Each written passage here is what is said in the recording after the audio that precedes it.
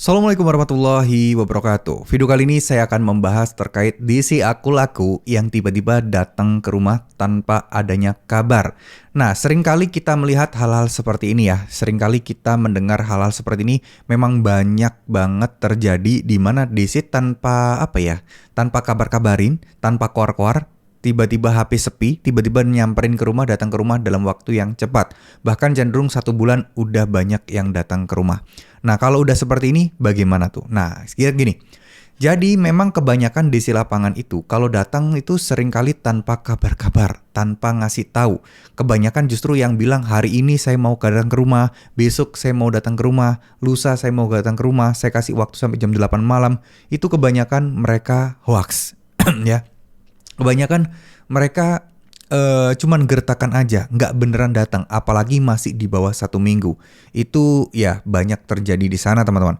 Nah oleh karena itu mungkin perlu kita pahami dan juga perlu kita pelajari ya bagaimana cara mereka beroperasi sebenarnya.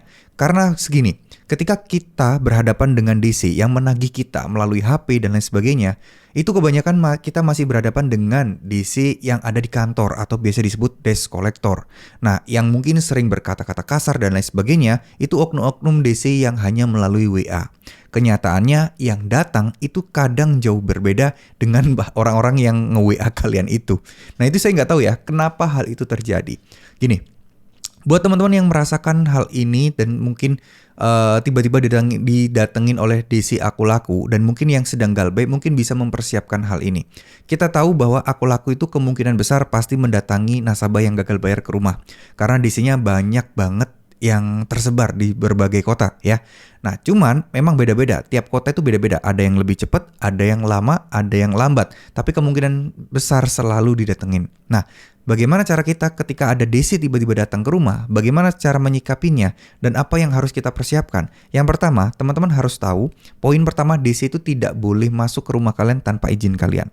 Yang kedua, DC tidak boleh berkata kasar, tidak boleh melakukan kekerasan, baik secara verbal ataupun secara fisik. Nah, ini semua tidak boleh. Ya, contoh, DC memegang baju kalian atau menarik kalian aja, itu udah kena pelanggaran berat, ya. Jadi kalian harus mengetahui ini, jadi jangan biarkan DC ini bersemena-mena kepada kalian. Saya rasa sih nggak semua DC seperti itu ya, nggak semua, jadi jangan takut. Semua yang viral-viral itu belum, itu memang yang ya layak viral karena mereka melakukan pelanggaran. Tapi di luar sana banyak kok DC-DC yang memang ya mengikuti SOP ya. Terus kemudian selanjutnya, kalian harus tahu bahwa itu DC asli atau tidak dengan cara meminta segala sertifikat, ID card, surat tugas atau surat penagihan, cross check semuanya benar nggak sesuai namanya, baru kalian ngobrol lebih lanjut ya. Jangan langsung disuruh masuk ke rumah, jangan langsung diajak ngobrol, jangan, tapi minta Pak mohon maaf karena sesuai sosialisasi RT RW setempat, udah bilang aja gitu, kalau ada di pihak DC menagih harus bisa menunjukkan seperti ini bla bla bla bla bla. Kalau tidak katanya disuruh untuk menyelesaikan masalahnya di kantor polisi saja. Nah itu udah lapor, bilang aja seperti itu, DC akan bingung juga, wah kok ke kantor polisi gitu ya.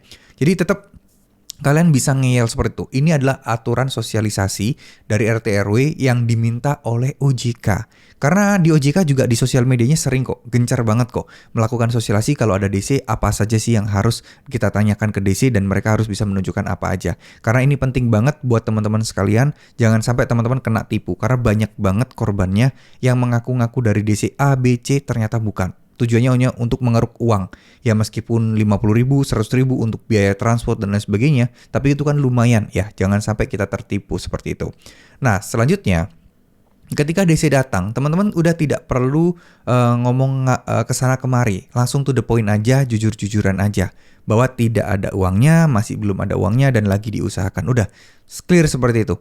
Teman-teman tidak perlu menjelaskan kenapa alasannya, tidak perlu menjelaskan mungkin musibah kalian, karena sejujurnya di antara para DC-DC itu jarang banget yang care atau peduli gitu loh dengan cerita kita.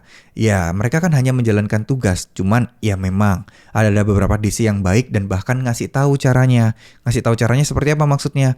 Ya Bu, kalau ada penagihan, kalau ada ini caranya, mungkin Ibu bisa mengajukan penghapusan bunga denda. Nah kadang ada DC yang seperti itu juga, itu adalah DC-DC yang baik. Tapi jarang banget DC yang seperti itu. Kebanyakan yang nggak mau tahu, kebanyakan yang cuek teman-teman. So buat kalian yang memang akan didatengin DC dan sedang galbah di Aku Laku, persiapkan diri kalian.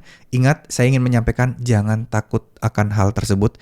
Jangan takut-takut lagi terhadap DC lapangan yang semena-mena. Jangan takut kepada DC yang datang menagih. Udah jujur-jujuran aja, ikhlaskan aja, pasrahkan semuanya sama Tuhan yang Maha Kuasa. Saya yakin pertolongan Tuhan pasti akan datang, pertolongan Tuhan pasti akan terjadi.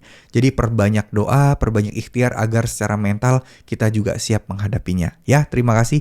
Mohon maaf jika ada salah-salah kata. Wassalamualaikum warahmatullahi wabarakatuh.